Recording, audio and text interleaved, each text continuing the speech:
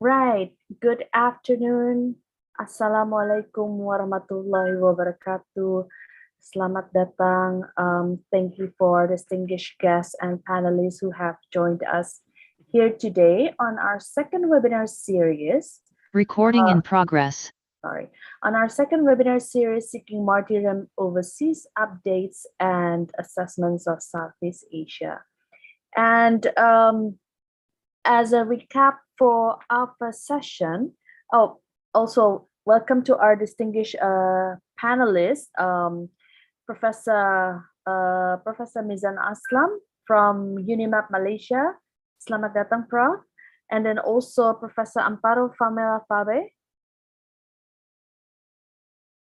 Hello, Professor Amparo. Thank you very much for joining us this afternoon. And also Dr. Jolene Jerard from Centinel, Singapore. Hello, Dr. Jolene. Thank you for joining us today. And also, I think we're still waiting for Mr. Isla Basrawi. I will, of course, deliver the profile of our esteemed speakers after this, but allow me to make a quick introductions first. As a recap of the first session, we've talked about the three of our esteemed panelists talked and shared about their assessments on the likelihood of having next generations Afghan alumni militants from Indonesia, Malaysia, and the Philippines. And for those of you who did not get the opportunity to attend the session, recordings of the sessions can be rewatched at your convenience on PAKAR's YouTube channel and Stratsea.com. So if you missed the first session, feel free to direct yourself to those respective channels. And for the second sessions, moving forwards from this assessment, today's session will focus on providing updates on Southeast Asian militants who are currently in Afghanistan, Iraq, and Syria. For context, these militants had mainly traveled to these countries to heed a call by the Islamic State. Additionally, hopes to enlighten us on the sentiments of these individuals and try to provide inputs as well on how states and civil society organizations manage these militants.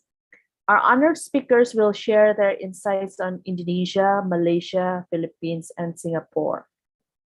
And amongst us here, we have already our respective speakers. First off, we're gonna start with Professor Muhammad Mizan Aslam, a member of National Panel for Deradicalization, Special Task Force Unit for Rehabilitation's Program to Terrorist Inmates, who works with the Ministry of Home Affairs of Malaysia in developing modules for the programs. We are honored to have Prof. Mizan to share his insights with us today. Prof. Mizan, you will have the first opportunity to speak after this. And then second, we will have Mr. Isla Bahrawi, whom, in addition to being an Indonesian terrorism observer, is the executive director of Moderator Islam Indonesia and also has numerous publications, including a book entitled Intolerance and Radicalism, The Trojan Horse of Politics and Religion. Next, we will have Professor Amparo Pamela Fabe, Professor of Financial Terrorism and Transnational Organized Crime at the Philippine Public Safety College and National Public College. She is also Philippine National Police Representative to the Asian Senior Officials Meeting on Transnational Crime and to the Asian Women Peace and Security Committee in Indonesia. And last but not least, we will listen to Dr. Jolene Jerard, the Executive Director of Centinel, who's also an adjunct senior fellow at the Rajaratnam School of International Studies, Nanyang Technological University, Singapore, who received her PhD in International Relations from the University of St. Andrews, Scotland, UK, and specializes on terrorist and extremist groups in Asia. I understand that time is of the essence. Therefore, I would like to invite Prof. Mizan to begin today's sessions, respectively. Prof. Mizan Aslam from UniMAP Malaysia. The screen is yours, sir. Thank you very much.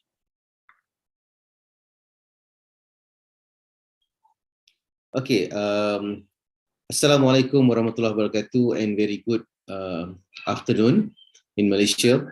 I am overseas for now, so it is still morning here. Anyway, Selamat tengah hari semua. Okay. Thank you, Miss Wulan, for introduction, and all of my colleagues, and not to forget the Stratsea, who the main organizer for this session. Actually, I have another meeting, which is very important one. Then I have to leave the session earlier, and I will present my things, my topics, and then I will ask the organizer to disseminate the slides of presentation, as well as would like to have questions and answer through message or email, things like that. So I let to Miss Wulan and the committee later on to gather all of the questions, and I would like to answer it later on, right? Okay. Thank you, Professor Mizan. Yeah, okay. Good. Okay, so for your information, all right, we are talking about the martyrdom overseas from our region, particularly from Malaysia, Indonesia, Thailand, Philippines, and Asian countries particularly. However, I would start like this. Okay, in 2014, they have one lady from Malaysia. She is the university students taking the course of biotechnology from Kelantan State. All right, so she traveled to Turkey. Right, so before that, she was in touch with one guy. His name is Ismail, and she never met Ismail, but then after series of communication, all right, correspondence with Mr. Ismail, and then she decided to go to Syria to meet with Ismail and to means to have a wedding. It means to marry him. All right, and after that, what she do? Okay, she sell her car for 5,000 ringgit Malaysia, which is about slightly above $1,000. So then, with that money, she traveled to Istanbul, right? Then, in Istanbul, right, in 2014, right, in December 2014, then after she arrived in Istanbul, in Sabiha Gökçen airport, and then she tried to contact so-called Ismail, but then Ismail didn't pick up the phone and didn't answer the text message, right? Even the email and also the Facebook message. And then she big panic that time, okay? And then just in sudden she got called, from someone who said, you have to go out from the airport, okay? This is for security. Nobody will meet you here, all right, at the airport, but you have to go outside, and then this is the address that you have to go. So you ask the taxi to go to this address, and then later on, the so-called Ismail texts her with the details. So then she went to one place called the place called Kadikoy, which is on the Anatolia side of Turkey. Then in that place, which is the house, and then she met with another 17 person, okay? And all of them actually is a fighters or jihadist fighters, all right? And they are ready to go to Syria. And in that house, she met with some Indonesians, all right, and also people from Europe, right? And we record that time because I met her at the prison in Malaysia. So she said she met Indonesian, particularly that time, and some of the Indonesian also come with their spouse, and I think they have 3 husband and wife, all right, and also the rest are bachelor. Okay, woman means male and female. And after some times, okay, which is about 6 months, then she have to move to another house, right? But then during that time, for the first 6 months in that house, so they've been asked to go out regularly. Occasionally, but regularly they will have the series of usrah, or the series of discussion about the religion. And then one of the program that they have also called modus operandi, which is to burn their identity, which is the passport. It is looks like they have no turn back for them because they have to burn their identity. So then, after they change to another house, and then after another 2 months, and then one very good morning, early morning, then she was asked with all of the people in that house, which is 18, all of them, to travel with the van to one place, which is towards Syria. Then what happened in that journey, she and all of the group was stopped, and then she was detained for 9 months, and then after that she been deported back to Malaysia. Okay, so that's one scenario. What we can learn from this, actually, we can see there are a web or network between the Southeast Asian, all right, and the network itself, they are not operating in this country, but they use third-party country, which is Turkey, right? And then from that, they have some instruction, modus operandi, which is brilliantly set up, right? They burn up their identity, which is hardly to identify them later on, and most of them finally end up under the Immigration Act because they have no passport or being said that illegally entering certain countries. Okay, so they use this route to go to Iraq and Syria. Okay, and then they also use the same routes to go to another place before, especially during the first time the war in Afghanistan. Right. Unfortunately, for now, right, during this time, even though they have ISK, which is the Islamic State of Khorasan Province, ISKP, right, they have no records, Malaysians in this region to be part of ISKP members. However, there was a clear routes and also track between the Malaysian and ISIS in Iraq and Syria. Okay, so how many of them? Okay, how many of them? Actually, through the intelligence information, we record actually 102 of them, of Malaysians, which is in Iraq and Syria, right, and 0 in Afghanistan for now, right? So we don't talk about Afghanistan before, which is during the Russia-Afghan war, but we talk about the current situation in Kabul and in Afghanistan as a whole.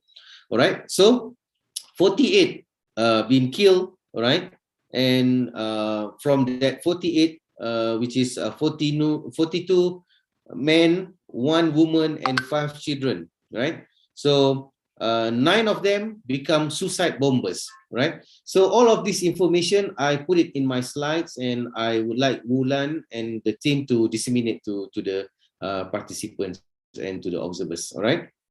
And then, so we still left 54 Malaysians currently in Iraq and Syria, right? However, 16 of them was repatriated back to the country, right? And only 4 of them in the detention camp, all right, or in our prison, but the rest was released back to the society and with their family. Okay, so this is the numbers, the current numbers, and we do hope the numbers are not increased more and more, and we do hope also the situation, especially in Afghanistan, will be much better, and it would not attract more Malaysians and people from Southeast Asia to come as a foreign jihadis, or foreign fighters.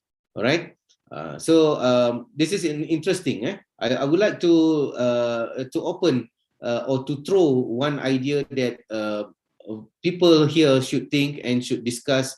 Okay, why those who are joining as a fighters in Iraq, Syria, and Afghanistan, they call as a FTF, foreign terrorism fighters, but those who are joined the war in Ukraine, they call foreign fighters. So that could be another session. However, it's supposed to be think and it should be discussed in the larger context. All right.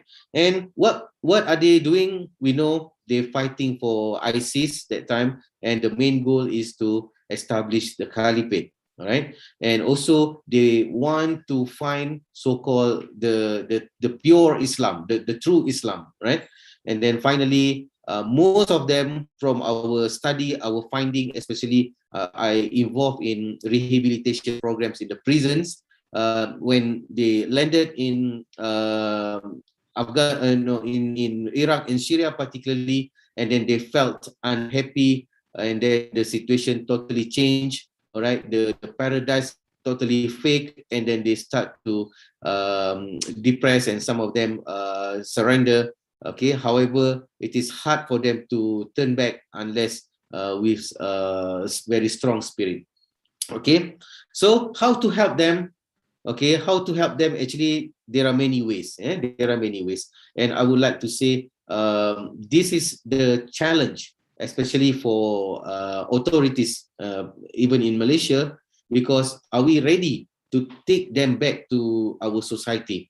If they come back to our society, whether can we assimilate them with the people in our country, or they become the current means factor to radicalize more people, right? And what we worry, the recidivism, right? Recidivism, which is when they come back, looks like they are okay, but then later on the ideology still intact, and then they regroup with many people, and those who have the radical DNA and ideology, for example, those who involved with KMM, JI, and many more, when they regroup, they might launch another attack, all right, or another catastrophic to the country and to the region as a whole. All right, so that's my presentation, Wulan. Okay, the rest I would like to have letter communication, and I'm happy to answer every single questions, whether by email or by message. And please disseminate my slides. Yes, thank you. Over back to Wulan. Okay. Thank you very much, Prof. Mizan, for your short but very insightful presentations just now. I reckon your contact details will also be included in the slides. Yes, Okay. right. This, okay, yeah. thank you very much. So ladies and gentlemen, we will disseminate the slides. The organizers will help disseminate the slides once the sessions is done. And I think, I don't know how much time, Prof. Mizan, if I'm not mistaken, you will need to leave early. But yeah, I have to leave now. Yeah. Okay. So just in case anyone still have burning questions, please wait until the slides disseminated, and there will be a email address that you can address your questions to Prof. Mizan and to be answered later on by him, respectively. Thank you very much, Prof. Mizan. Okay. And bye-bye. have a safe missions wherever you are. Okay. And next, I think we can move on directly to Professor Amparo Fabe. Professor Amparo, are you here?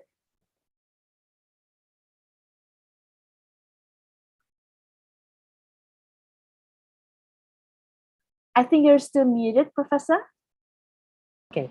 A pleasant good afternoon to all the distinguished participants of this webinar. I would like to thank the organizers, Serve Indonesia, PAKAR, and Stratsea for inviting me to this webinar. Okay, thank you very much, Professor. I understand you will need help to share your screen, so allow me to, prepare the screen for you. Okay. Okay, go ahead, Professor. Thank you. So for this presentation, I would like to focus on 4 aspects: the updates on Southeast Asian militants in Syria, Iraq, and Afghanistan, the security assessments of these militants, the sentiments of these militants, and how states and civil society organizations should manage these militants and initiatives that will ensure that they do not engage in violent extremism upon their return. So this will be the simple outline of my presentation, and we go to the second slide.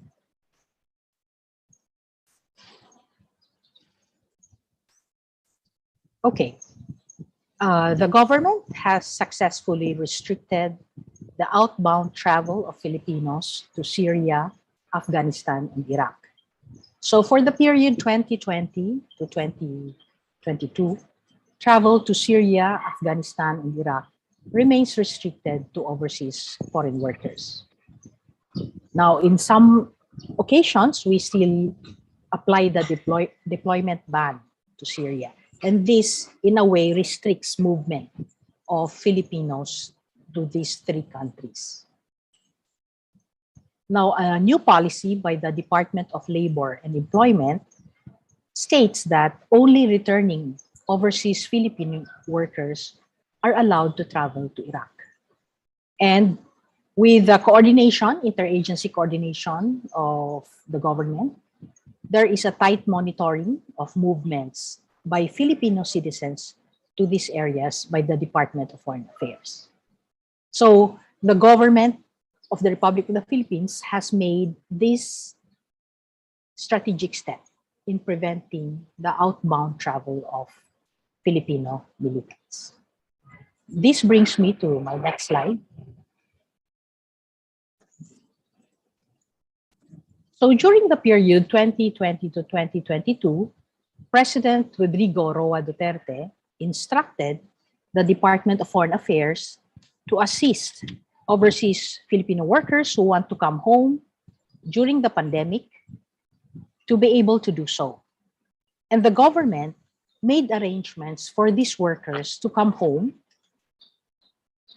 with free airfare, free quarantine stay in the hotel, and free travel to their hometown from the international airport.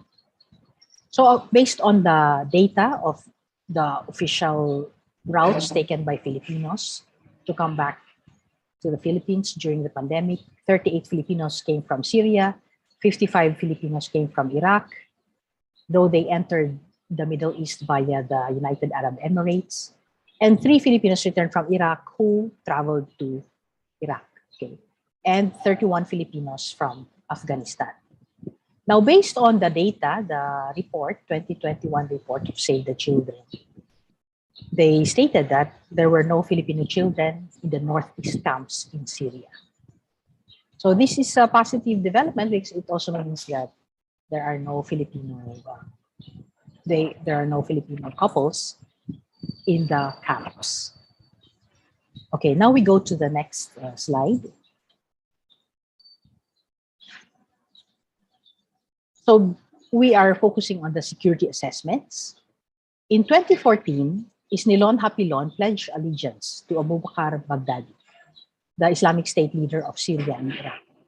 And during that pledge, the Islamic State called for fighters to travel to the Philippines.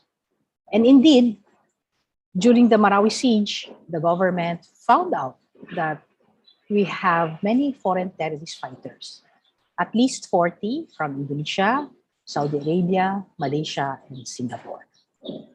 And also in 2014, 26 Abu Sayyaf group fighters and their wives returned home from Syria.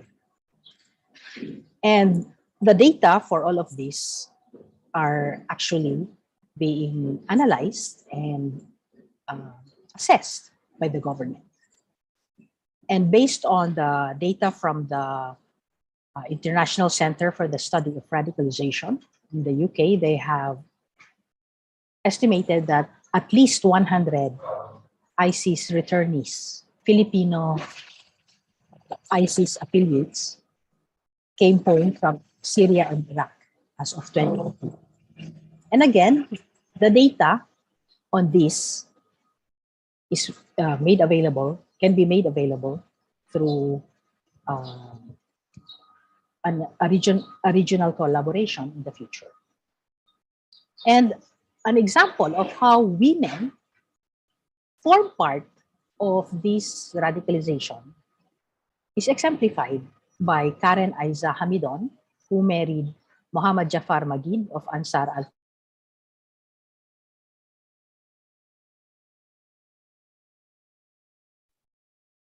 Professor Amparo?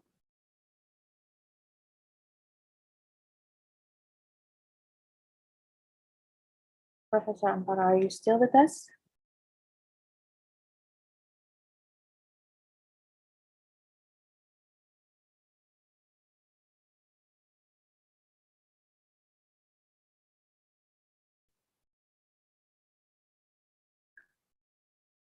Okay, I think we're having a bit of technical disconnections. I don't know if Professor Amparo can hear me. I see that, okay, she got knocked out from Zoom just now. All right. While we're waiting for Professor Amparo to try to reconnect with us, ladies and gentlemen, if you have questions from the presentations, be it from Professor Amparo's, also from Dr. Jolene and Pa Isla presentations later, please drop them first in the chat box and we'll try to curate and accommodate the questions when we enter the Q&A sessions. So please head to chat box if you have already have things that you want to question or things that you want to discuss or you want to comment on for the respective speakers as they go along.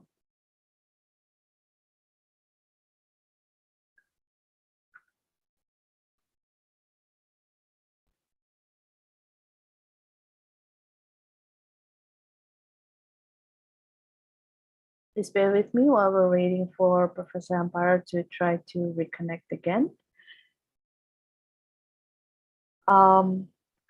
Is everyone here attended the first sessions or just attended the second sessions just now?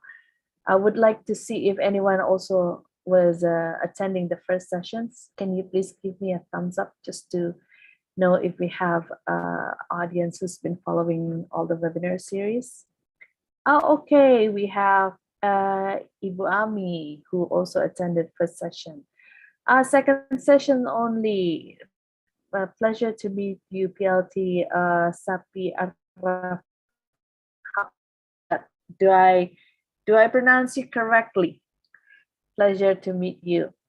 Okay. And while we're waiting, would like to remind you as well that on Monday we will have our third sessions. I'll also remind you again later at the end of the sessions, but keep a lookout for our next sessions entitled Keys to Hijrah, Cash and Ideology, and it will be on Monday, 18th of April 2022, same time. Poster details can be found in the either in the Stratsea or will be disseminated by organizers later. Okay. Organizers, have you heard from Professor Amparo if she's having problem or if she can reconnect again, or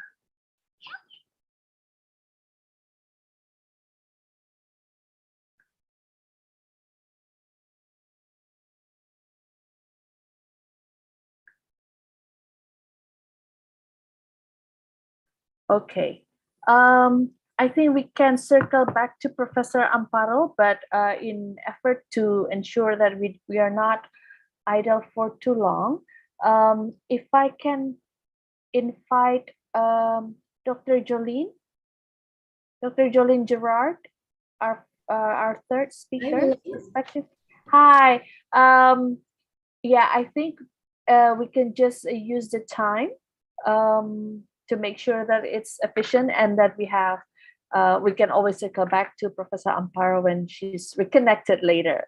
So Jolene, do you need help with the slides or you're okay running it yourself?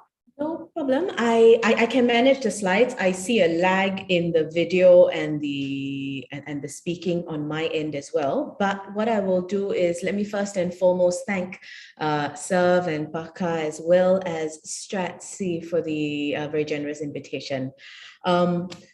During the course of this presentation, certainly we as a collective team, in terms of looking at what the other speakers would also be doing similarly, where we will be covering Southeast Asian militants in Afghanistan, Iraq, and in Syria. Let me just start by sharing my screen options.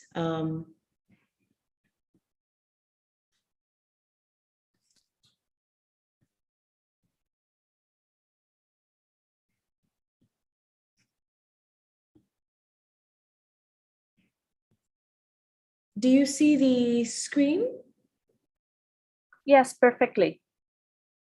Okay, great. The video is showing a lag at the moment. So in the interest of possibly not being knocked off the screen, I will share the slides here and then I'll turn back my video on for Q&A if that's all right. So that way we can save on some sort of bandwidth along No the problem. way. No problem. Go ahead, Jolene. Okay, thank you, Wulan. So once again, thank you very much for the invitation. And as Professor Fabe had sort of encapsulated earlier, I think all three presentations would be addressing the fundamental issue of thinking about Southeast Asian militants that are presently in Afghanistan, Iraq, and Syria, looking broadly at security assessments from a country level perspective, as well as thinking about sentiments of these militants in terms of them wanting to return or wanting to join maybe other conflicts, and certainly conflicts such as Ukraine pop into mind. And of course, the question that we all ask ourselves, and something that I suppose we can all chime in, especially during the discussions, how should states and civil society then manage these militants? What should be done to ensure that they will not engage in violent extremism upon their return?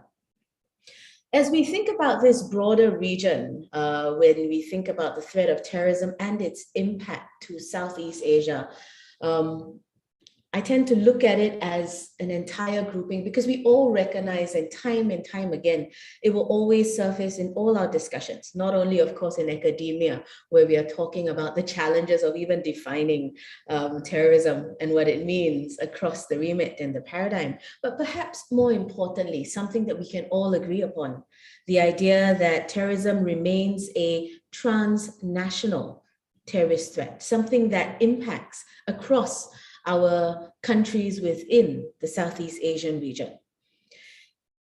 It comes a time where I suppose this year, if we think about it, it's 55 years since when we think about the ASEAN Convention on Counterterrorism, as well as 55 years since the founding of ASEAN as a whole. When we think about the ASEAN Convention of Counterterrorism, which was signed in, which was put forth in 2007 and ratified in 2013, one thing remains consistent throughout all these conversations that we've had over the years. It's the heterogeneity of the threat of terrorism amongst ASEAN member states. Sometimes it differs from country to country within broader ASEAN. And the group that we are of us here today present, I suppose, perspectives from countries that have been impacted by the threat of terrorism.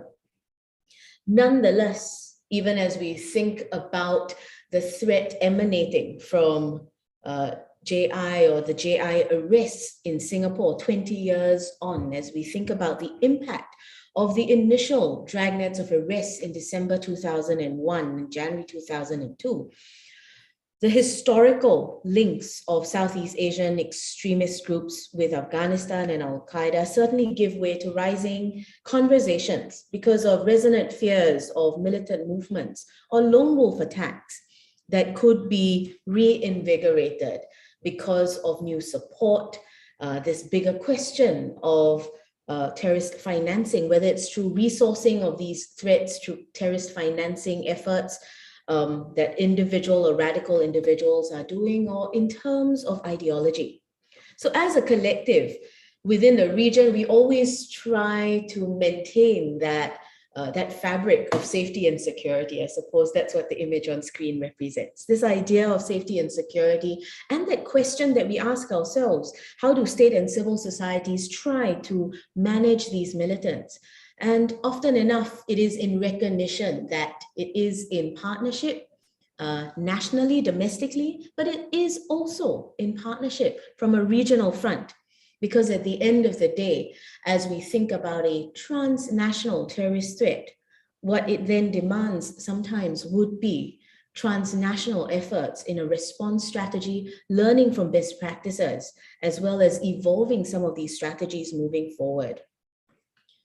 What we do recognize is global threats having certainly regional implications. And with that, when you think about the UN Security Council's assessment of the Islamic State retaining between 6,000 to 10,000 fighters in Iraq and Syria, and how these continue to launch attacks at a steady rate in some of these hit and run operations or ambush operations or roadside bombs in both Iraq and Syria.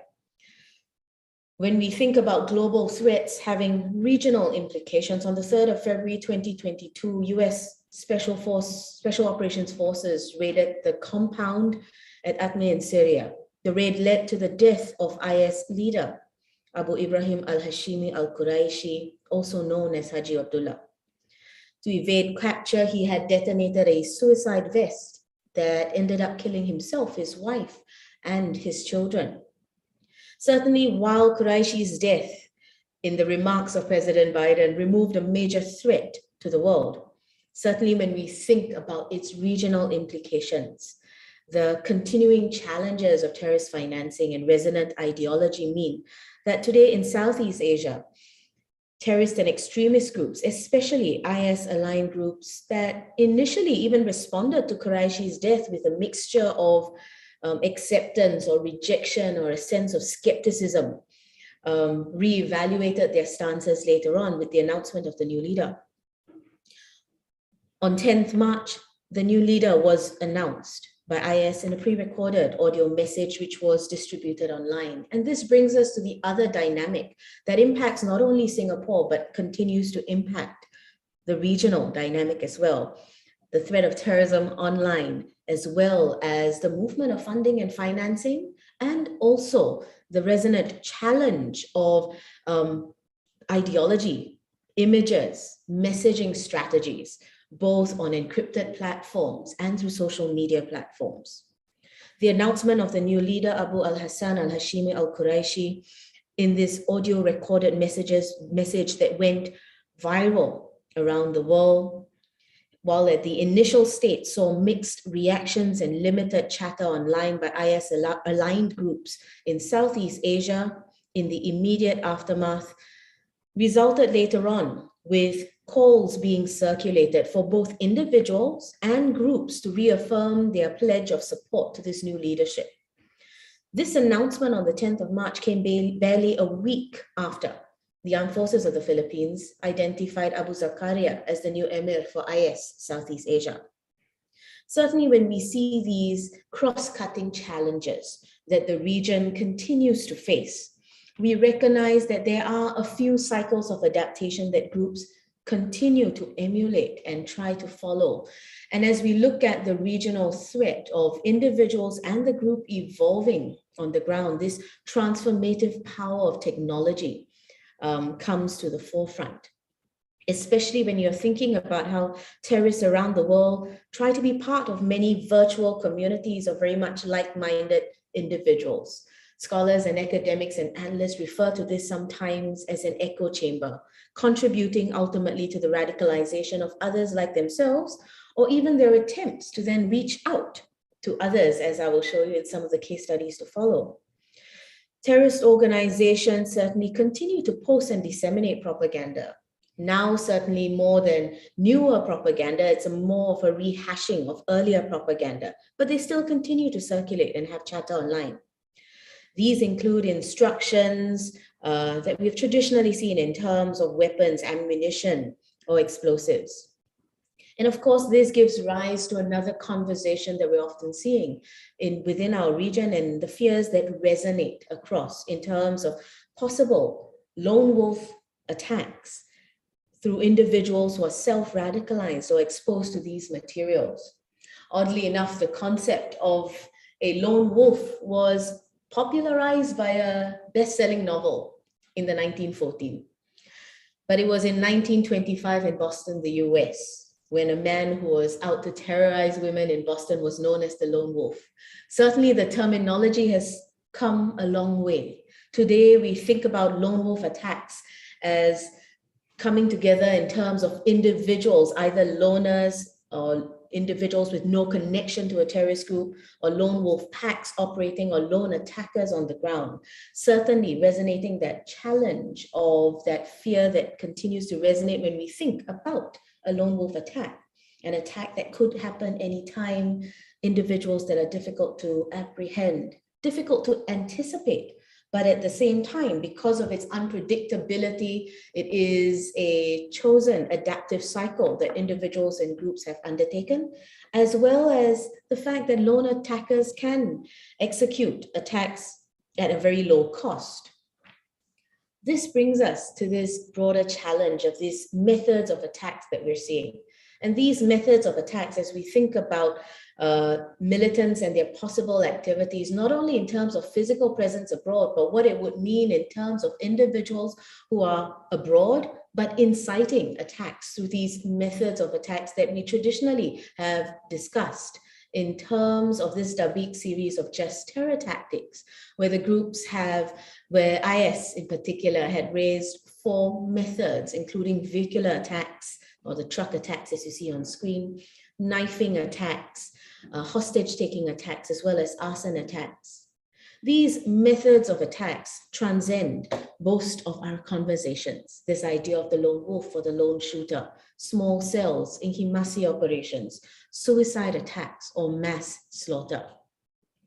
We recognize this challenge that the threat of terrorism poses to cities around the world. And I suppose that resonates with the fear in a city-state like Singapore. We recognize the challenge posed by individuals and terrorist groups, where you see cities destroyed, lives lost, and communities being impacted. That broader question of what we can do to mitigate the threat.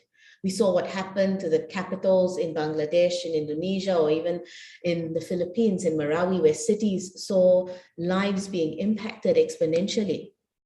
And it is with that where today in conversations, even as we think about dominant trends and its impact to a country like Singapore, we recognize the fact that terrorism having no religion, gender, or nationality, inspiring the fact that at the end of the day, we are looking at a group of individuals that have a political aim with a vision to conduct acts of violence amongst the community.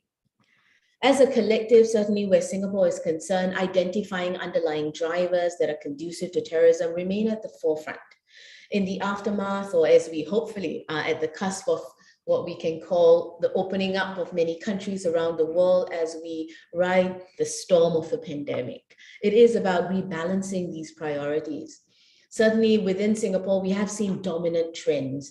These dominant trends that add to this mix include the trends, of course, of terrorism, but of course, we're thinking about the pandemic, misinformation and disinformation in terms of other forces, of non-traditional forces that sometimes impact our security landscape. But of course, in trying to identify how we can resolutely move towards resolving some of these issues and shifting these mechanisms forward, in looking at the threat of terrorism that's impacting Singapore, especially in the last few years, the element of the online threat domain, as well as terrorist financing, especially individuals who have been contributing in order and supporting efforts in Iraq and Syria through terrorist financing, certainly in terms of the number of cases, are much more. So what are these dominant trends as we think about it? 20 years on, as we think about where we had been with JI and its implications moving forward. Today, when you think about the threat emanating from Iraq and Syria, one of the key things that certainly has surfaced is the fact that while we are thinking about the nature and the scale of threat around the world, in terms of Singaporeans who have engaged in the conflict in Syria, since late 2013, we've had about 4 radicalized Singaporeans, right? So in terms of numbers, that's where we recognize the fact that 20 years on, we've had this challenge with JI's arrest then, and how we recognize JI as continuing to pose a long-term threat, as well as affiliate groups affiliated to both Al-Qaeda as well as the Islamic State. But that said, as we think about 20 years on last year, where the first arrests were done, how the group continues to pose a challenge, and where we see the presence of Singaporeans in places like Syria and Iraq. Since 2013, like I highlighted earlier, at least 4 radicalized Singaporeans have traveled to Syria and Iraq. And and they themselves have been involved in participating in this armed conflict there. The image that comes to mind that was very in our faces then was Abu Ukail Omega Chadan, a 39-year-old who appeared in a propaganda video saying that he was fighting on the front lines for the Islamic State. But perhaps other than the 4 individuals, 2 of whom went with their families and 1 of whom accompanied her spouse into Syria and Iraq, when you're thinking about the groups of fighters that are physically there, we also recognize the challenge. It's not just about that physical movement of an individual going physically into the territory of Iraq and Syria, the idea of doing the hijrah, the migration there. This Singaporean IS fighter, Megat Shadan, had urged friends to stage terror attacks. And amongst what he was calling for while seated while there in Iraq and Syria was that he was calling for attacks, vehicular attacks, so your truck attacks, similar to the images that you had seen earlier of what IS was propagating and calling for, the attack on the crowds or the police. Megat had moved to the Middle East in 2014, and it was in 2017 that he had appeared on this propaganda video. He incited a fellow friend trying to ask him to rent a lorry to drive into a crowd.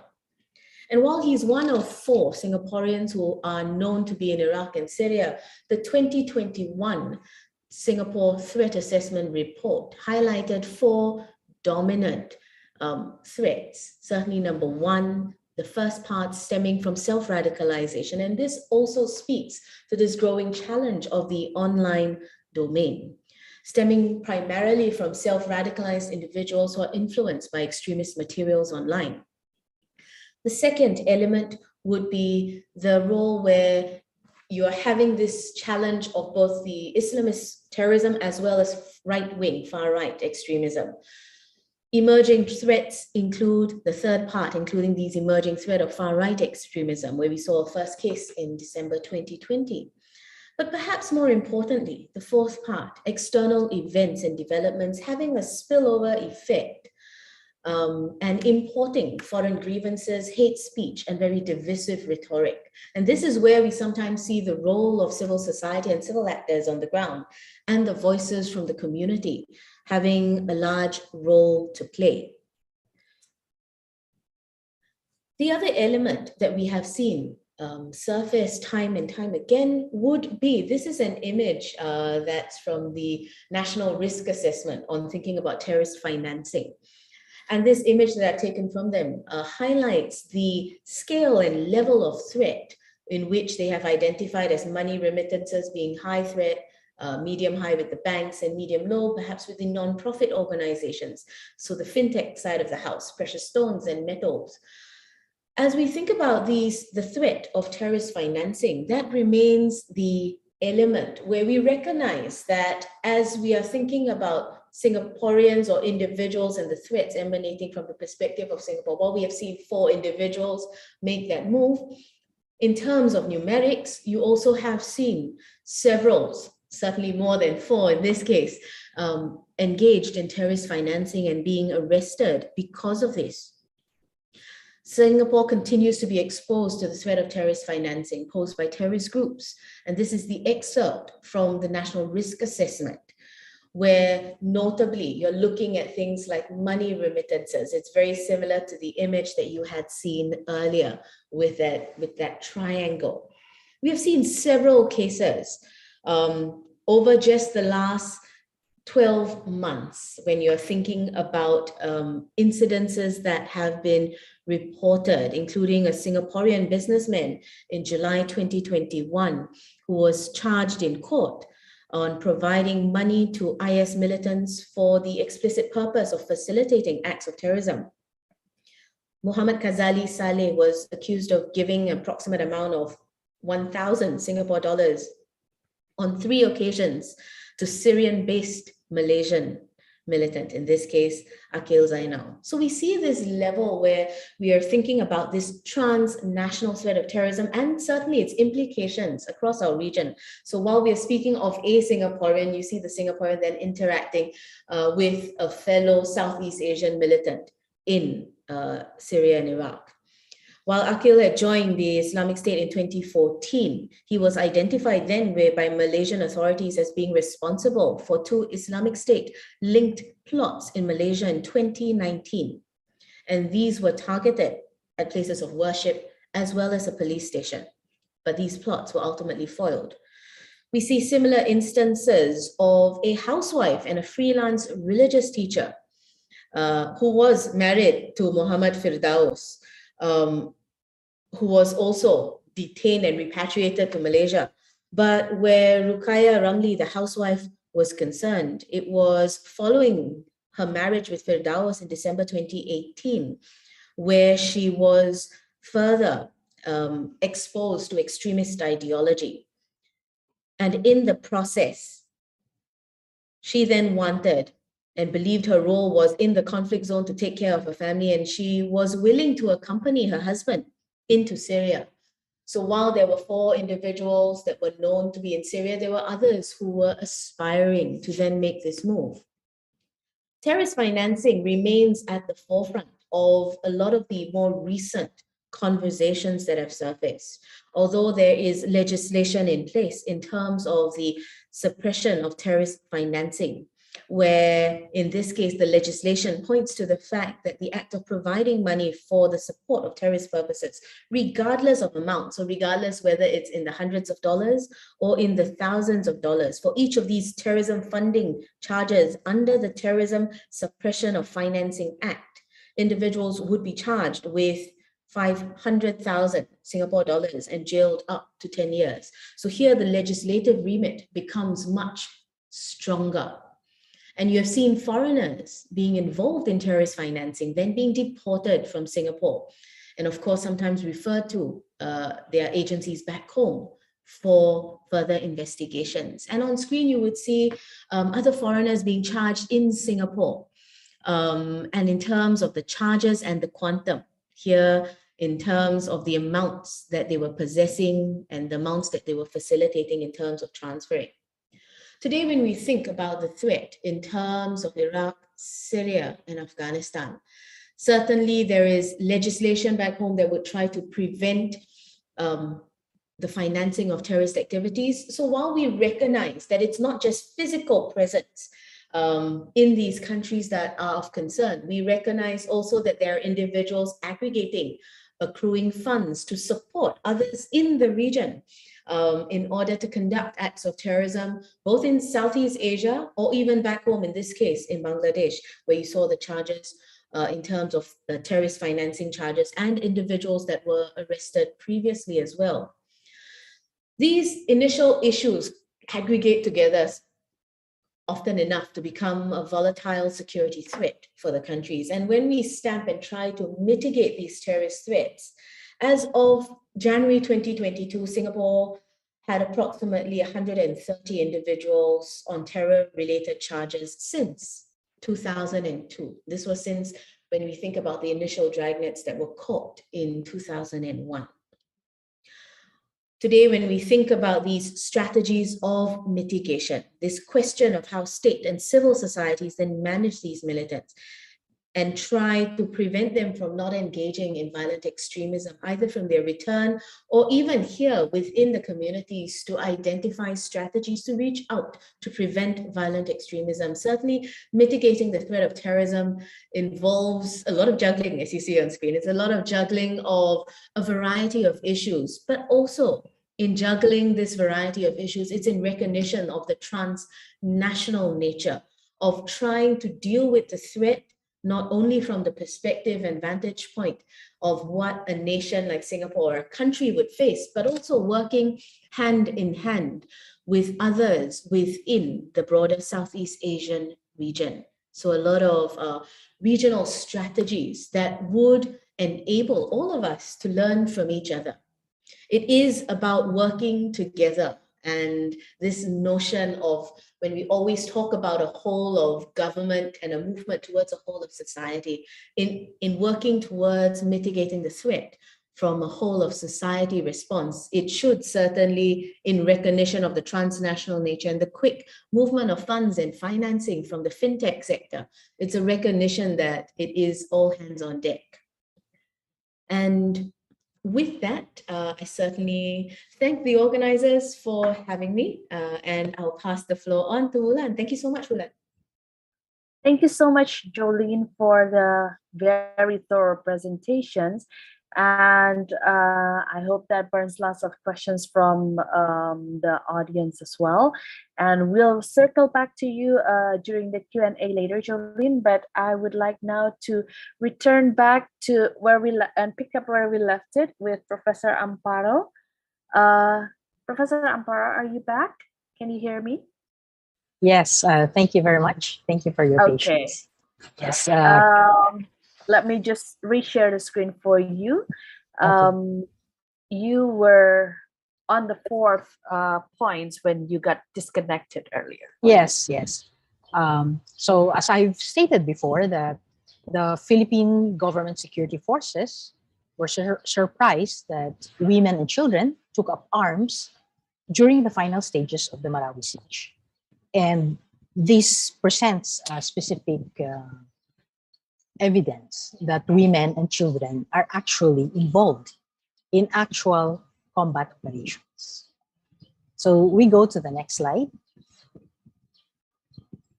So another important point is that the pandemic has lowered the potential of Filipino militants traveling to Syria, Afghanistan, and Iraq. And this can be traced to the tight monitoring of different government agencies, which has greatly reduced possibilities to travel through the official routes. And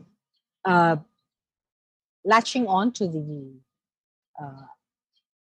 assertion of Dr. Jerard earlier, the direct link to Afghanistan by Filipino-Afghan war veterans will lead to more terrorism financing activities. My research team is currently studying the narco-terrorism link from Taliban to the Philippines in the area of opium funding, meth funding, and cocaine funding. And this brings me to the next stage where, because of this funding, there is continuous recruitment of Filipino youth to the cause of the Taliban without them necessarily traveling there. Now we go to the next slide. And this terrorism financing is currently funding the opening of new terrorist training camps in Mindanao for youth militants. So we have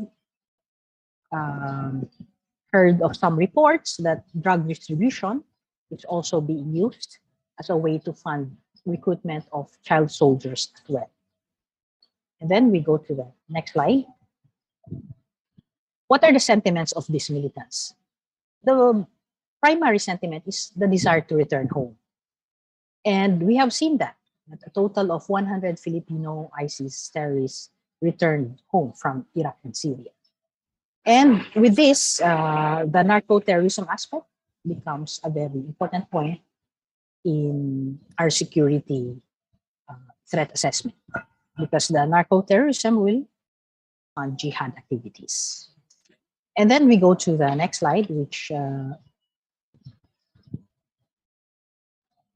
now that narco-terrorism also funds the opening of new terrorist training camps. And we know that selective incentives are given to recruits. And these incentives are in the form of material and non-material goods. So here, the youth recruitment is also done in these camps. And we can say that using network theory, individuals become radicalized through their social networks. And violent radicalization is more likely to take place in small groups with high amounts of peer pressure and bonding. So in the Philippines, the sons of Afghan war veterans and ISIS affiliates bond easily with each other and become violently radicalized through these interpersonal relationships. Then we go to the next point, the next slide. How should states and civil society organizations manage these militants and terrorists? Now, the Armed Forces of the Philippines has a well-placed deradicalization program.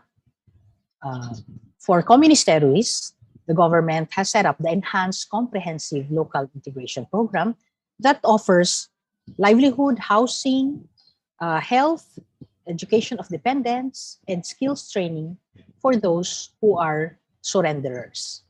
And of course, it is an interagency approach of the government. And for them to identify themselves as Filipinos, they are issued birth certificates and even PhilHealth membership. This is a whole of nation approach. Therefore, all the government agencies are one in offering, preventing, and countering violent extremism programs in the local government units, as well as in the National Task Force on Ending Local Communist Armed Conflict. So the same programs can be offered to the Islamic State terrorists who surrender here in the Philippines, and they can also benefit from the housing, livelihood, skills training, and education of their dependents.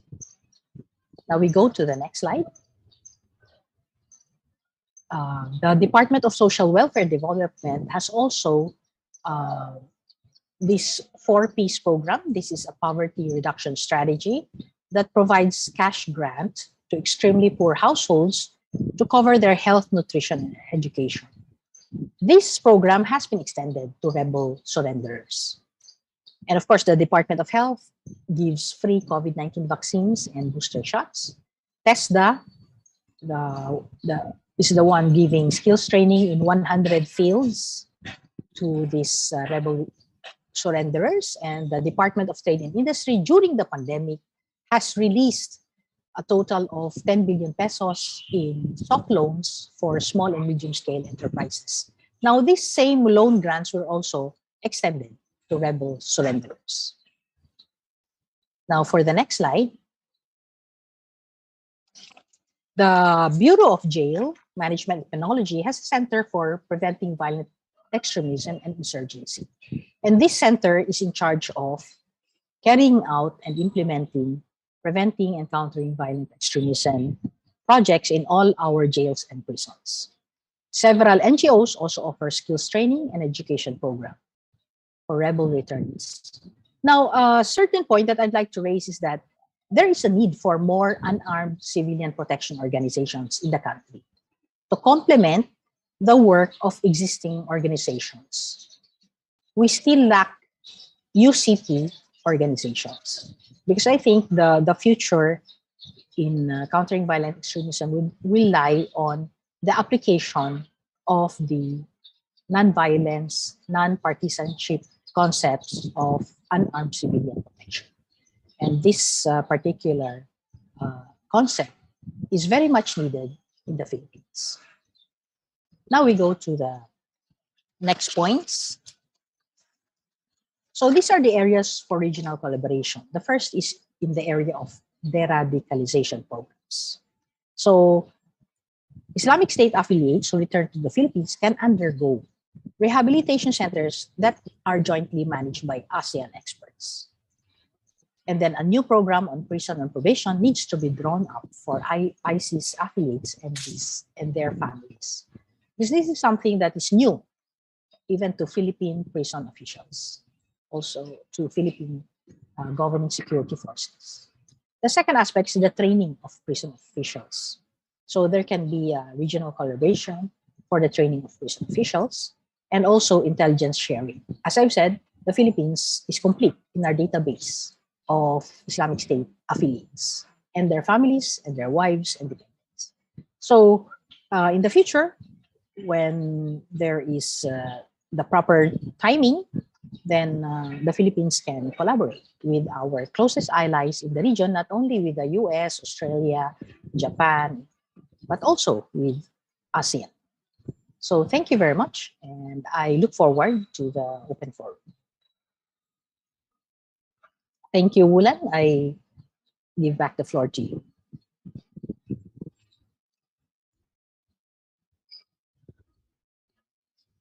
Thank you very much, Professor Amparo, for your extensive explanations. I have one more respective speakers that is coming up next. And ladies and gentlemen, again, I need to remind you that our chat box is open. If you have questions and also comments addressed to both Professor Amparo and also Dr. Jolene Jerard. And before we go to the Q&A, I would like to give the screen to another of our esteemed speaker, Mr. Islah Bahrawi from Indonesia. Mr. Islah, are you here? Yes, I'm here. Okay. Okay. Selamat sore, Pak Islah. Yes, go ahead. You have 20 minutes to deliver your presentation, Pak. The screen is yours. I don't have any slides, but I think I'm going to present it in Bahasa Indonesia, so it's going to be more fluent from me. Jadi kita tolong sedikit diterjemahkan nanti karena saya memang agak hektik ini sejak dalam beberapa minggu terakhir. Tidak masalah Pak Islah, nanti mungkin minta tolong kalimatnya pendek-pendek saja supaya saya bisa bantu terjemahkan. Ya. Tentang beberapa kegiatan terakhir dari pasukan anti teror di Indonesia, ya. Tentang penangkapan jaringan NII ini memang menjadi sangat penting. Yang kedua, ada satu kejadian yang sangat penting kemarin dalam unjuk rasa, ya, ada penganiayaan terhadap Ade Armando. Ini memang radikalisme dan terorisme dalam bentuk yang lain lagi. Ini ada dua persoalan hari ini di Indonesia dari suatu jaringan lama tapi baru diungkap yang bernama Islamic State of Indonesia atau NII. Kemudian yang kedua ada satu gerakan radikal dan ekstremism dan juga korporasi sifatnya itu berdasarkan orientasi politik bukan ideologis seperti jaringan teror yang lain.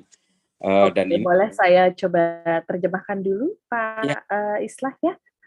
Ladies and gentlemen, so today Mr. Islah will also try to highlight some of the incidents that has happened for the past few weeks in Indonesia in relevant to insurgencies, where he would probably share a little bit later about the arrest of some members of National Indonesian Islamic State.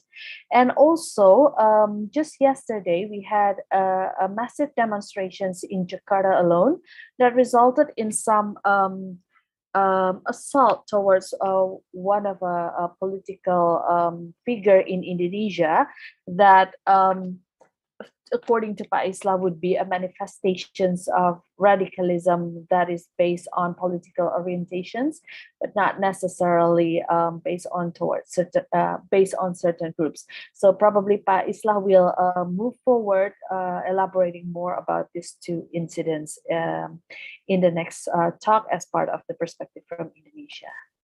Silakan Pak Islah. Ya, pertama saya akan menceritakan tentang satu jaringan baru, bukan jaringan baru sebenarnya ini organisasi lama di Indonesia yang baru saja setelah melakukan hibernasi melakukan tidur panjang, ada satu gerakan yang sebenarnya ini adalah embrio dari jaringan teroris yang ada di Indonesia hari ini bernama NII. Dan perlu diketahui bahwa NII penangkapan terakhir kemarin di Sumatera Barat itu anggota mereka yang ditangkap sebanyak 16 ternyata ini membuka kotak Pandora ya. Jadi jumlah NII di Indonesia ini kurang lebih sekitar 30.000, hampir 35.000 orang. Ini menurut hasil pendataan dari pengungkapan terhadap orang-orang yang ditangkap sebanyak 16 orang di Padang. Dan ternyata mereka ini mempunyai resiliensi ideologis dengan ISIS di Syria dan juga resiliensi ideologis dengan Taliban di Afghanistan. Nah, ini Pak Islah, mohon maaf saya terjemahkan dulu ya. There is an embryo of a long-term organizations in Indonesia, which is the Indonesian Islamic State, that recently made an arrest. The team of Islam made an arrest in West Sumatra, and this is, in a nutshell, is re-emerging, and all over Indonesia. Apparently, there are still 30,000 active members. That's correct ya Pak Islah ya, 30.000 active member. Dan yang kemarin ditangkap ada 24 ya? Ada 21 active members were arrested just the last few weeks. Silakan Pak Islah. And we have almost 35,000 as a member of Islamic State of Indonesia. Jadi begini, memang ini akan menjadi jaringan baru dan tidak mustahil akan melakukan eksportasi ke berbagai negara di sekitar Indonesia, terutama di Indonesia sendiri, karena mereka ini memang lebih fokus terhadap negara-negara yang menggunakan sistem demokrasi. Mereka itu mengharamkan demokrasi, jadi setiap negara yang menggunakan sistem demokrasi, terutama Indonesia, ini akan menjadi lawan mereka. Dan mereka diketahui hasil penelusuran dari pihak penegak hukum dari Densus 88, mereka sedang mempersiapkan diri untuk melakukan revolusi dan juga berusaha menyiapkan diri untuk menjatuhkan Presiden Indonesia. Nah, Presiden Indonesia ini Jokowi hari ini. Dan ini memang sepintas memang tidak ada hubungannya dengan demonstrasi yang terjadi kemarin, tapi dari beberapa dari beberapa penyusupan yang terjadi dalam orang-orang yang demonstrasi, mereka ini adalah orang-orang yang sebenarnya sedang berusaha untuk melakukan revolusi, sama irisannya sama dengan NII. Okay, baik. So based on Pak Islah explanations just now, the Indonesian Islamic State is not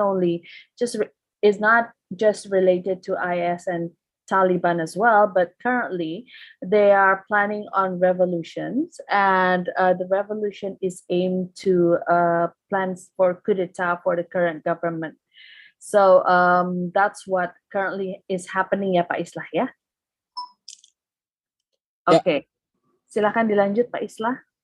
Dan ternyata mereka ini ada hubungannya dengan Philippines ya. Ternyata kelompok NII Islamic State of Indonesia ini berusaha memasukkan senjata dan berbagai keperluan logistik lainnya untuk aksi-aksi teror mereka dari Filipina melalui jalur Tobelo dan juga melalui jalur Sulawesi. Hingga akhirnya mereka akan melakukan distribusi persenjataan itu ke berbagai daerah-daerah di Indonesia. Kalau zaman dulu, berbagai jalur terorisme logistik antara Filipina Selatan dengan Indonesia itu melalui Tawi-Tawi dan melalui Kalimantan Utara.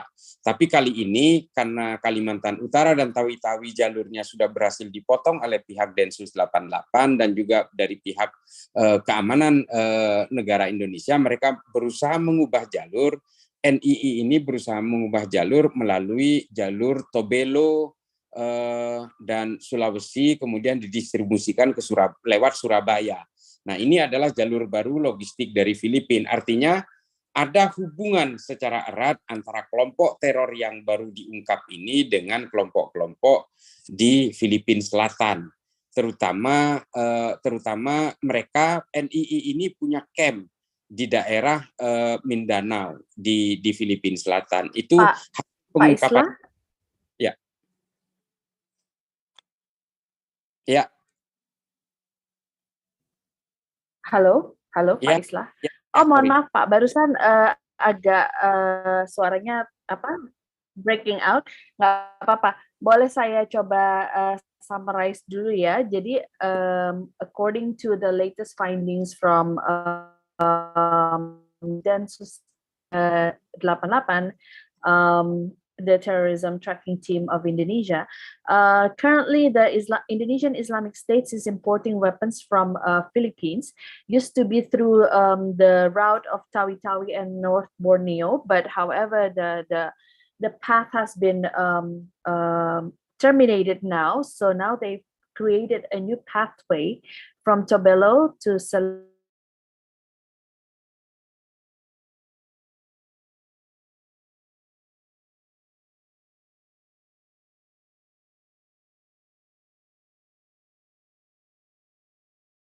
Apologies, I think I was the one who got disconnected from Zoom just now.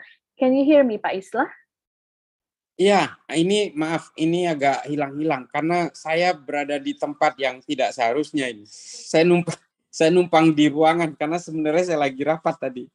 Oke, baik Pak Islah. Saya juga berusaha untuk try to summarize your essence as best as possible. Please go ahead, continue Pak Islah, because I think we still have about 13 minutes to go. Ya, jadi memang kelompok NI ini sangat mengkhawatirkan karena memang mereka ini sedang berusaha untuk mewujudkan upaya menumbangkan negara dan merebut kekuasaan ini, pemerintahan ini.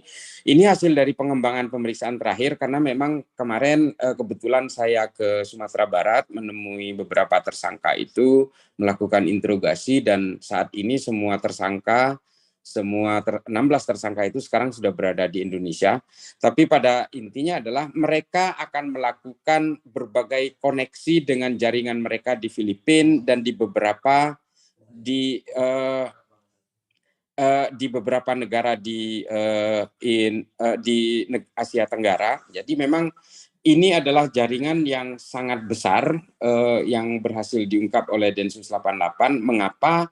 Karena selama ini the Islamic State of Indonesia ini sebenarnya sudah lama tidak melakukan aktivitas. Sekali terungkap ternyata banyak informasi yang didapat. Kalau klaim mereka jumlah anggota Islamic State of Indonesia ini jumlahnya 2 juta orang.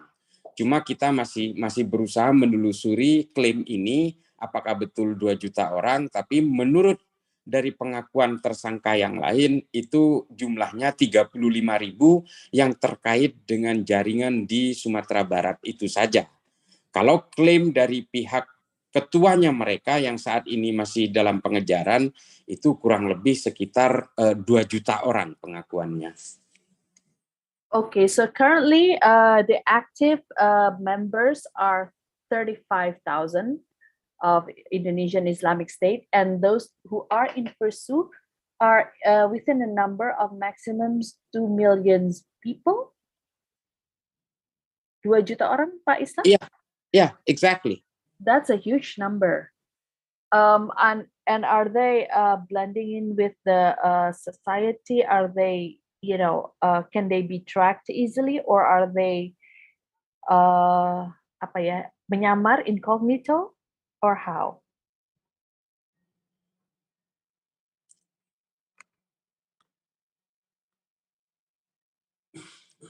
Apa itu, Mbak? Ya, 2 juta orang ini apakah mudah dalam pelacakan, apakah mudah teridentifikasi atau bergerak dengan kelompok atau bagaimana, Pak? They are moving on the ground and try to generate their organization. I think just like the type of terrorist organization in Indonesia, most of them moving on the ground and undetectable, and also they are trying to recruit a lot of young age, underage, from 9 to 15, I think, I believe. And ini sedang dalam all the things about this organization is under investigation. So that's what I can give to you all about Islamic State of Indonesia so far, because we are all the thing is being investigated, and we already captured 21, and it is I believe it is moving, and we have target about 85 people as the leader of this organization. Saya kira begitu ya, Mbak. Ini saya nggak begitu konsen ini, soalnya dikejar-kejar meeting lain di sebelah ini. Ya, nggak apa-apa, Pak Islah. On that note, while you're touching base on that, before we go to the general Q&A, there's a quick question for Pak Islah from Ibu Ami. These 2 million members of Indonesian Islamic States, I think everyone is pretty shocked because the number is huge, ya Pak ya. Are they originally Indonesian Islamic State or JAD, Pak? Jadi begini, kalau dari Islamic State, dari NII, ini sebenarnya memang hanya klaim berdasarkan satu amir, satu kekuatan puncaknya. Tapi yang harus kita pahami adalah orang-orang yang berada maupun JAD maupun berbagai organisasi lain, ini sebenarnya adalah basicnya NII semua. Jadi kalau kita berbicara JI, sebenarnya JI itu adalah NII. Jadi kalau ada yang ditangkap dari JAD, ini juga bagian dari NII sebenarnya. Nah, kalau klaim ini meliputi semua organisasi teror di Indonesia, ini betul. Mungkin saja 2 juta jumlahnya. Okay, but based on your explanations just now to answer Ibu Ami's questions, the parent organizations of all the terrorists and whichever affiliations they ended up claiming themselves with is the Indonesian Islamic States, yeah, Pak Islah, yeah? Yeah. Hence, the number is cumulatively huge, up to 2 million people, yeah, Pak, yeah? Okay, there's also another questions that is, I'm sorry to direct this to you on the spot, because this is still very relevant to your explanations just now. The Indonesian Islamic States is more on a long term, the formations of the Islamic nations. How about terrorism threat? Is it identified in the Indonesian Islamic State? Ya, jadi NII ini sebenarnya adalah ingin menjadikan Indonesia sebagai negara Islam, dan rata-rata memang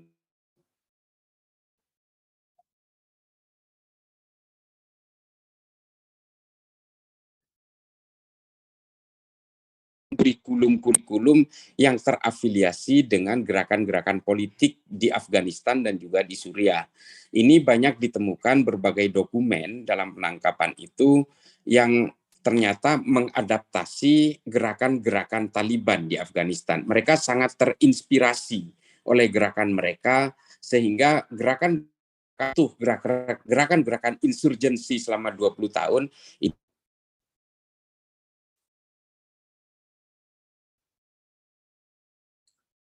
Okay, I think we're gonna have Sorry Pak, tadi soalnya pas bagian Pak Islah talking about the important part, you got sort of frozen, so we can't really hear you. If you don't mind repeating just quickly on the essence of your answer, Pak. Ya, dalam penangkapan beberapa tersangka itu ternyata ditemukan berbagai dokumen bahwa mereka itu ingin melakukan copy paste dari gerakan Taliban di Afghanistan. Nah, mereka ingin mewujudkan gerakan Taliban menguasai Afghanistan itu untuk diwujudkan di Indonesia oleh kelompok ini.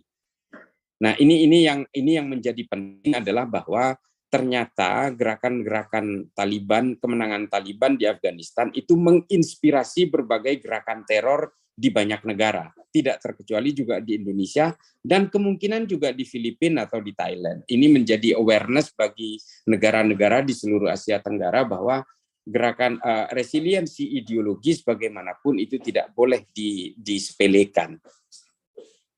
Okay, so in a nutshell, I think that Taliban's victory has inspired a lot of terrorist movement in Southeast Asia and particularly in Indonesia, and this can be proven by documents found when the Indonesian Islamic State fighters were arrested based on the documents found where they seem to be copy-pasting the blueprint of Taliban's movement and strategies and how much they're inspired by their victories. In a nutshell, begitu ya Pak Islah ya? Yeah. Okay. Baik, thank you very much, Pak Islam. Maybe we can now move forward to the general Q&A, and we'll circle back to you, Pak Islam, if we have more questions from the audience. Ladies and gentlemen, if you have questions or comments, I think we have comments from Miss Adina Raina Subramaniam. After listening to all speakers' knowledgeable informations, would like to share my opinions or comments. Every of us have our own module in rehabilitation program upon terrorists, but now for my thinking, we may focus to stop or reduce the newcomers to be branded as terrorists. My suggestion is that we must start with a program of awareness, situational awareness, before, present, and after, youth to adults. So all practitioners must be ready to play their roles. So I might want to address these questions to all the esteemed speakers. Do you have any feedback regarding these comments and input on the strategies of the radicalizations? Probably I'd like to start with Dr. Jolene Jerard, and moving on to Professor Amparo afterwards, and then Pak Islah. Thank you, Wulan, and thank you so much for the question. I think you rightly pointed out, I think Ms. Adina Raina rightfully pointed out the fact that while we do have existing and we have invested in existing programs where you're thinking about the rehabilitation, so de-radicalization and rehabilitation programs for those that have been arrested or charged or put under charges of terrorism. The other element that we often speak about is the prevention domain. So while we are thinking about rehabilitation programs for those that are incarcerated or charged, the other element would be those that we speak about under the broader ambit of the community, where we reach out to community members or leaders under the ambit of preventing violent extremism, what is sometimes known as the upstream efforts of trying to work in a prevention sphere. Certainly in trying to understand best practices. I think within our region, civil society organizations, governments have tried to work with regards to doing considerable outreach as well, but there is always more to be done. And I think it is about a continued building of awareness of community and community members and leaders. But as she rightfully pointed out, it's about stepping up. So while we think about the traditionally known as the means, message, messenger, and platforms, the platforms that we use, what are the means in which we try to reach out to the communities and individuals, and the messenger, in this case, individuals and practitioners who must be ready then to sort of take up that mantle and reach out as part of engagement strategies. And there's a lot of best practices that we can learn from each other, but as well as from the rest of the world as well. Thank you, Dr. Jolene Jerard. Professor Amparo, if we can have your thoughts on this. Okay, thank you very much to Adina Raina, who addressed her comments. I would say that since counterterrorism relies on legal frameworks, the Philippines applies the word terrorists to Islamic State affiliates as well as the communist terrorists who are part of the Communist Party of the Philippines, New People's Army, National Democratic Front. Since the Philippines is a member of the international community, we follow international conventions. Thereby, the label of terrorist is applicable to this to these individuals. And we know that terrorists, they carry out murder, they carry out arson attacks, and they carry out recruitment of youth in order to radicalize them.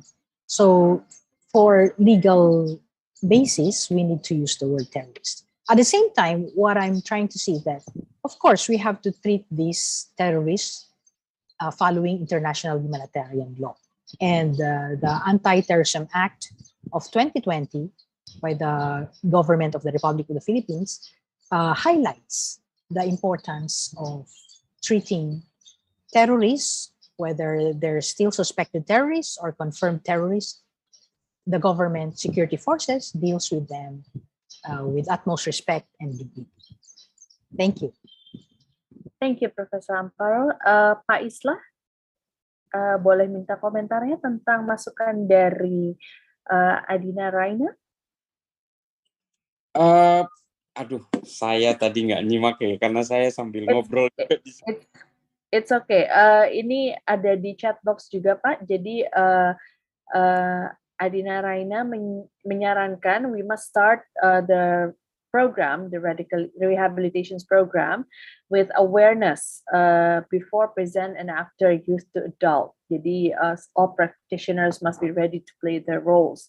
What do you think on that suggestions, Pak? Do you think it would be effective, or do you have other perspective? Saya sangat setuju sekali, karena begini, temuan terakhir di Indonesia tentang NII ini paling up to date. Memang hampir setengah dari rekrutmen mereka itu memang dari kalangan remaja. Ini memang menjadi suatu kepedulian dari kita bahwa anak-anak remaja ini, kalau kita punya pilihan dua. Kalau kita tangkap, mereka bisa terpapar jauh lebih dalam di penjara. Yang kedua, atau kita sadarkan dengan kontra narasi, kontra ideologi, maupun dengan berbagai berbagai kontra radikalisasi lainnya. Nah, ini menjadi penting memang kita membuat suatu program yang lebih fokus terhadap kalangan remaja atau anak-anak di bawah umur. Karena memang kemarin itu banyak sekali, terutama di NII itu banyak sekali ditemukan kelompok umur di bawah 30 tahun dan kelompok umur di bawah 15 tahun hingga 9 tahun. Dan bahkan mereka itu sudah ikut latihan militer secara berkala.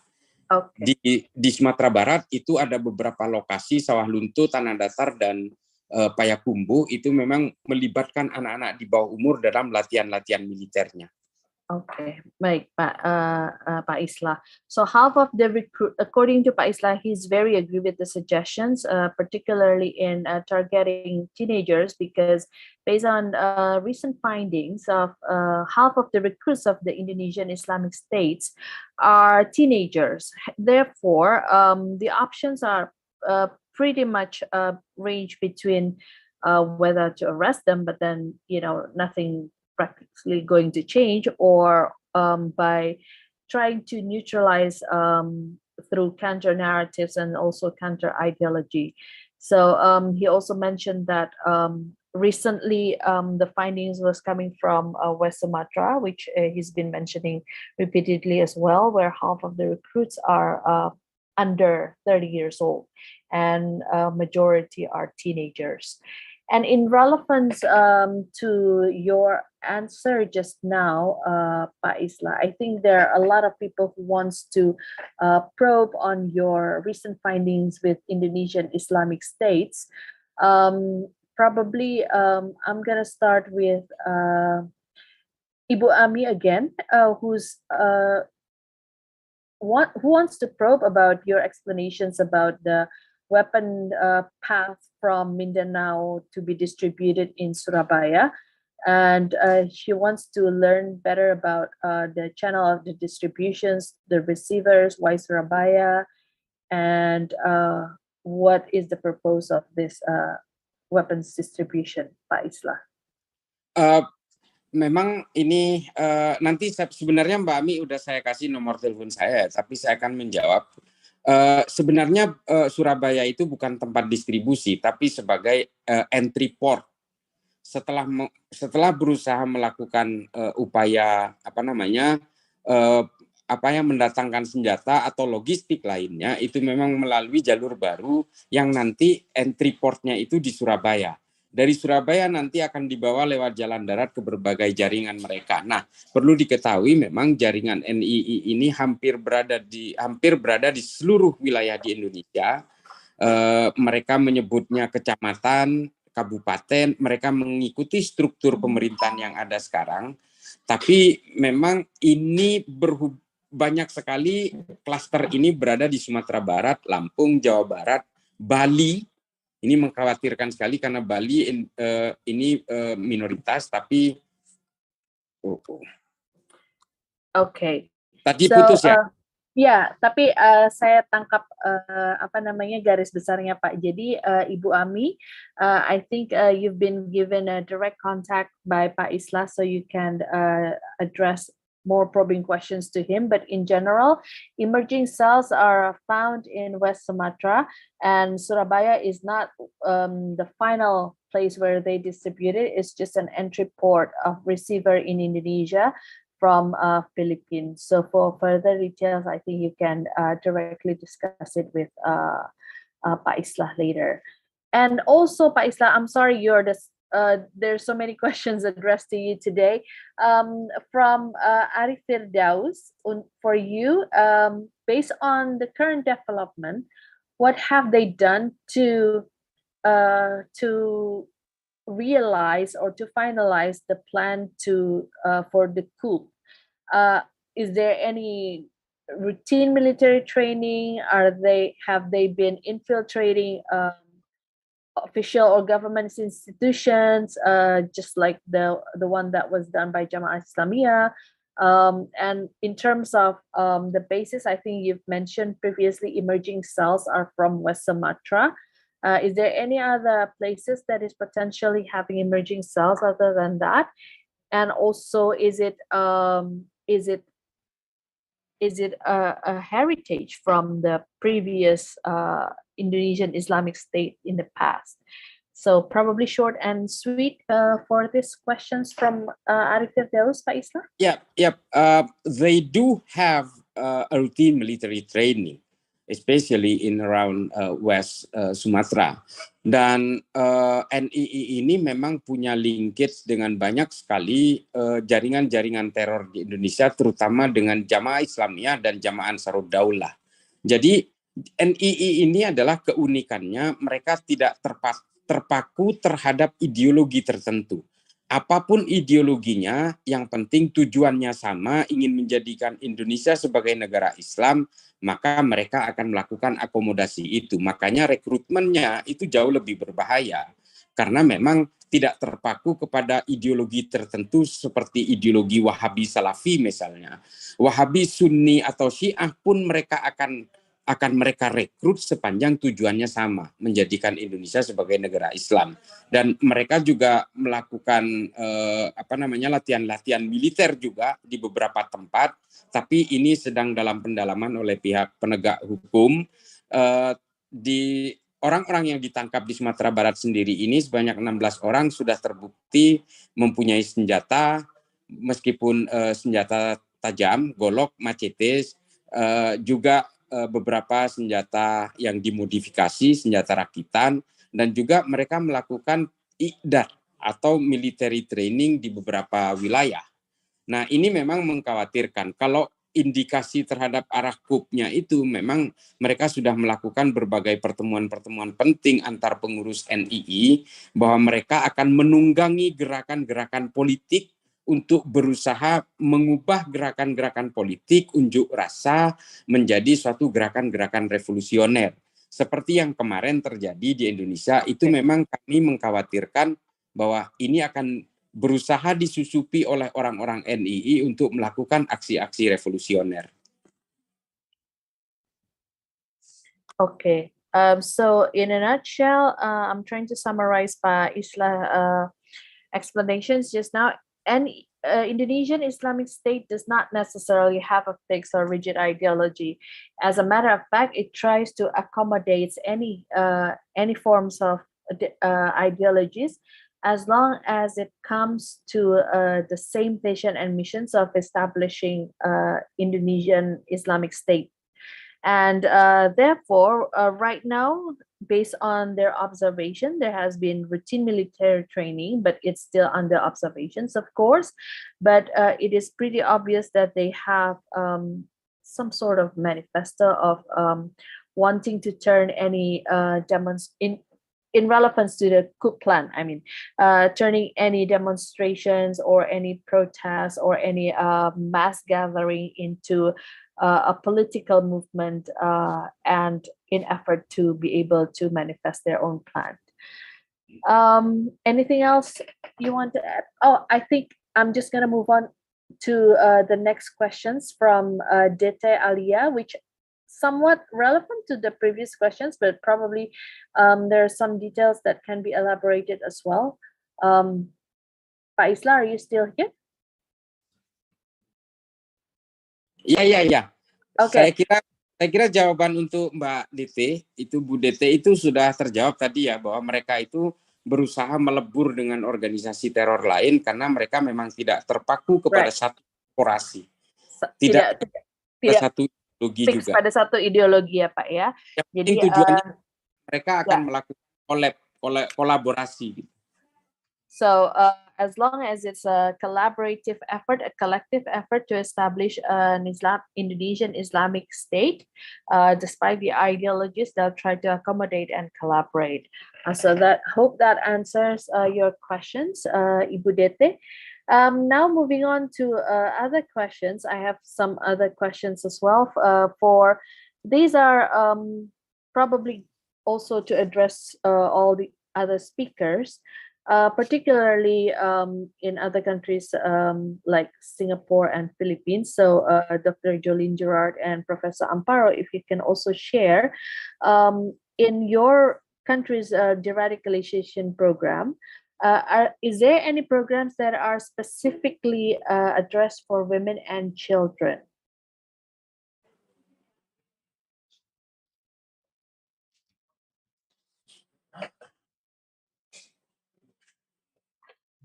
Jolene, can you hear me?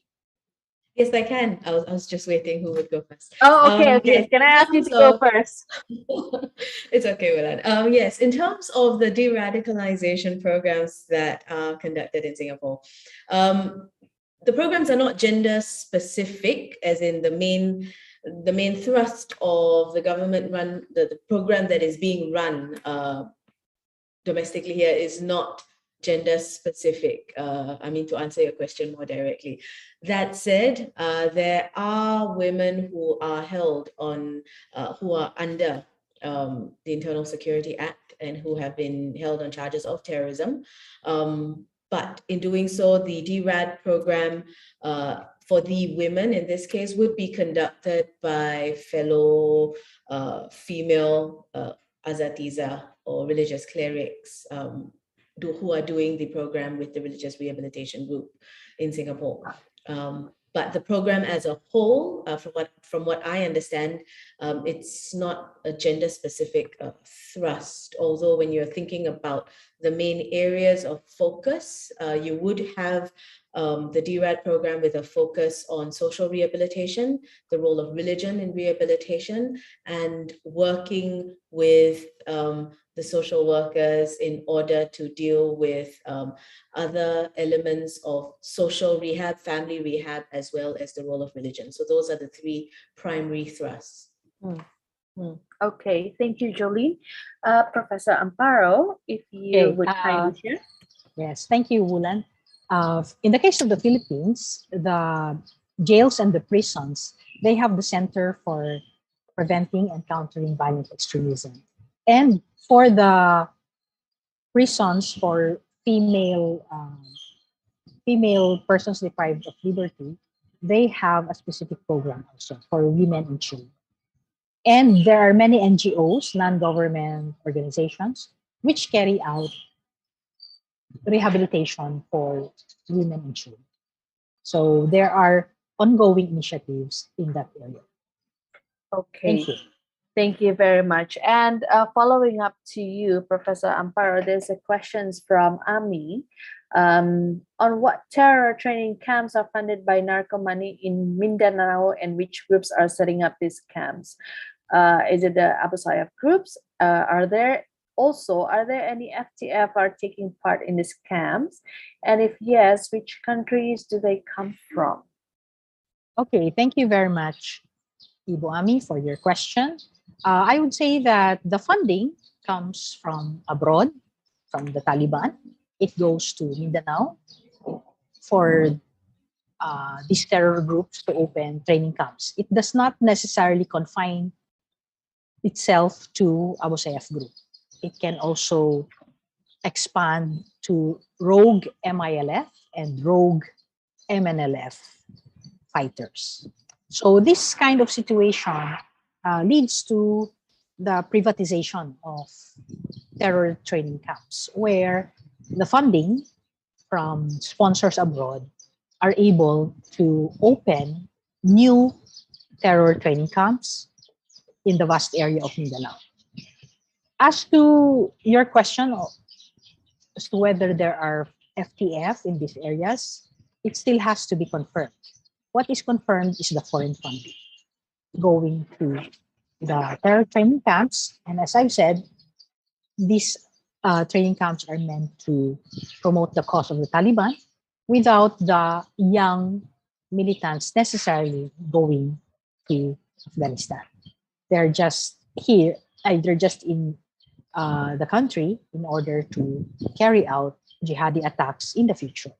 As I've said, they're still in the process of training, but the money is coming in and we're looking at cash assets, we're looking at financial technology, apps, and as well as cryptocurrencies. So this is a new development in a similar way that our Indonesian speaker, Mr. Isla Bahrawi, also explained to us a new development. So this is a new development, and in the coming months, there will be studies on this. Thank you very much. Thank you very much, Professor Amparo. So probably while waiting for other audience to throw in their questions or comments, I would like to ask a question addressed to all speakers. So according to you, to what extent are these militants playing a key role in fueling extremism in Southeast Asia? Probably can start with Jolene and then Professor Amparo and then Pa Isla afterwards. So to what extent these militants are playing a pivotal and key role for terrorist attacks in the region? I think in terms of looking at it as a collective, I always veer towards thinking of the threat more transnational in nature. So the emphasis here would be the fact that it's not just individuals located within the geographical, the cartography of a particular country, but we recognize that within our region, the threat is transnational. And with that, the movement, as Mimi had pointed out, the movement of fintech or cryptocurrency would be an element where you're looking at in terms of just the movements regardless of this notion of physical territory. The militants within the region, whether physically located within Southeast Asia or located in Iraq or Syria for that matter, as we draw back to, I suppose, the principal area of where we're having this discussion today, they play a role certainly not only in thinking about threats and attacks domestically to the home countries where they reside in, but of course the movement of funds, as the other colleagues on the panel have alluded to, would mean that while we are thinking of threats domestically of Southeast Asians within national borders and countries, there is also the element of extremist actors from outside and the outside influence, which can augment or change the level and scale of threat domestically as well. So we're also thinking about the impact of online radicalization, the impact of self-radicalized individuals who have been radicalized. For Singapore, they have been radicalized from individuals from speakers from Jamaica to people from Yemen, for example, right? So you're looking at transnational in nature and certainly its implications thereafter. So they do have a resonant impact. They do look to events that are happening globally, with a impact of having regional, if not national, consequence. We see them looking to the region where you're looking at the strategic patience that they ascribe to when they think about what has happened with the Taliban takeover of Afghanistan and what that means in terms of fueling a sense of fervor within groups seeking to emulate and seeking to revive many of these networks and structures that perhaps with COVID, where you saw lesser movement, certainly today that idea of movement comes to movement of funds, movement of logistics and supplies. So those elements certainly are areas to be looked out for. And Jolene, don't go just yet. Another question is just popped up, which is I think is pertinent to your answer just now. How would you assess the success rate of the deradicalization program in a nutshell? How would you decide if a terrorist has been deradicalized or not? So I suppose I see a two-part question, although this is certainly not the question of the government. But in terms of looking at how Singapore assesses its de-radicalization program and how does it decide whether prisoners have been de-radicalized or not, I think broadly, and you look at it even from the perspective of Singapore, ultimately you look for an individual that has been de-radicalized where an individual is no longer a security threat to the state. And that's a very loose construct. Certainly that would mean that you are looking at them, in this case, assessments being conducted by psychologists, assessments that are being conducted by members of the religious rehabilitation group, the RRG in Singapore, where the Ustazas and the Azatiza come up and provide assessments on level of de-radicalization where extremist ideology is concerned. Those assessments are then accumulated and then a judgment is made whether or not the individual is deemed to be no longer a security threat to the state. And tying up to that question, I see a subsequent, I suppose, in addition to that, does the government keep them locked up until they are de-radicalized? Yes, they are incarcerated until they have undergone a rehabilitation program. And upon successful rehabilitation, that is when they are released under restricted order. So they are under first detention order, then they're under a restriction order. Under a restriction order, there are certain limitations that they need to abide to where the legislation is concerned, and what they need to adhere to in terms of the law, in terms of movement of jobs. For some individuals, the programs would include limited access to, say, the internet because of concerns of radicalization online, but all of which aims for the end game where you're looking at an individual that is no longer a security threat to the state. Okay, thank you, Jolene. Would like to move on first to Professor Amparo.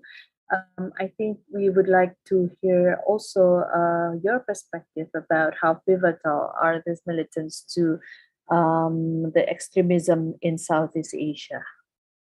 I think for the militants who have access to funding, whether from Islamic State Syria or the Taliban in Afghanistan, they have I would say, the strongest role in spreading extremism, not only in our country, but also abroad.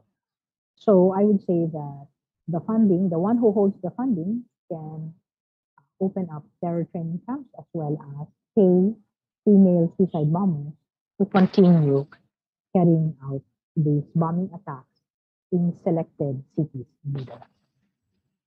So thank you. Okay, thank you, Professor Amparo. One last question popped up from the chat box for both speakers. With the war in Ukraine, there are reports Russia is hiring militants in Syria to fight in Ukraine. Is there a possibility of Southeast Asian FTFs taking up the call of Russia to fight in Ukraine? This is from Ibu Ami, both addressed to Professor Amparo and Jolene, because Pak Islah apparently has excused himself to attend another meeting. So can we start with Professor Amparo? Okay.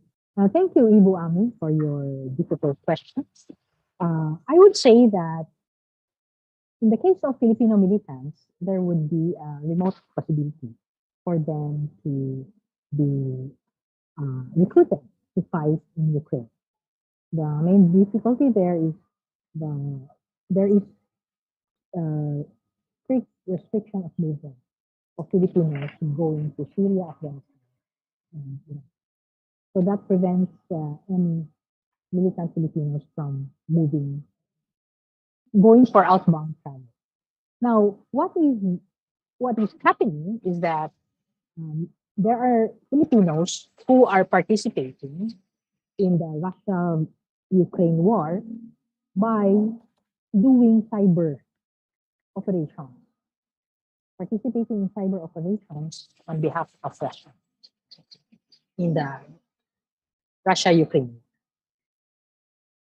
There are no physical terrorists, but this time we have cyber threats. Thank you. Okay, thank you. Jolene, your thoughts on this? Sure. I think jumping onto the question, and I suppose where maybe it's left off as well, I think this notion of answering the call, and that resonates with a lot of the discussions that we have when we think of foreign terrorist fighters and what that means. This notion of answering the call need not only mean of picking up weapons and then going into the physical territory to fight.